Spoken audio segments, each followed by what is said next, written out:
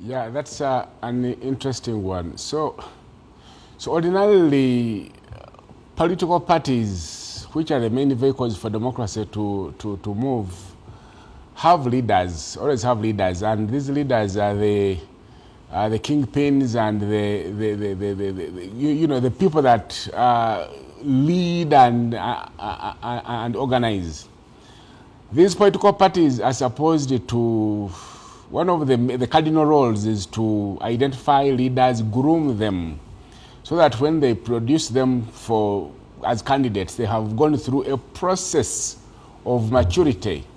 But what we have today is that most of the political candidates we see around suffer from, for a lack of word, they suffer a better word, I think they suffer from what you can call political kwashiorkor, that they just burst onto the scene popcorn style. Now when you burst onto the scene political popcorn style, you do not have the basics, you do not actually know how to conduct yourself, you have ideological bankruptcy, but also you don't have the clout of your own, in which case then you have to make sure you have political godfathers, which is why you see things such as political godfatherism.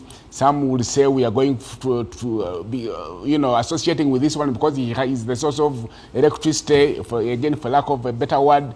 So I think what is lacking from Uganda's politics today is that role where future leaders are identified, groomed, so that by the time they come to present themselves for leadership, they've gone through that baking process and are mature enough to deliver the mandate that is required by the voters.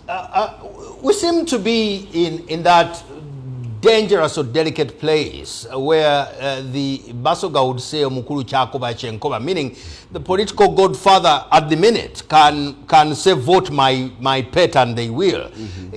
As that happens, who then do the voters hold accountable for who they elect? Do they hold him accountable who suggested the individual, or do they hold the individual who was suggested by the political godfather? I think the voters themselves the voters have themselves to blame, because they also need this maturity. You see, we always say that politics, especially democratic politics, is not the kind of thing you participate in without knowledge. So because of the lack of knowledge and again maturity of the voters, they have also not been able to bring themselves to a level where they can tell who is the better leader, who is the not so good leader. And therefore they tend to vote, they make the wrong choices all the time, and then they lament when they don't serve them.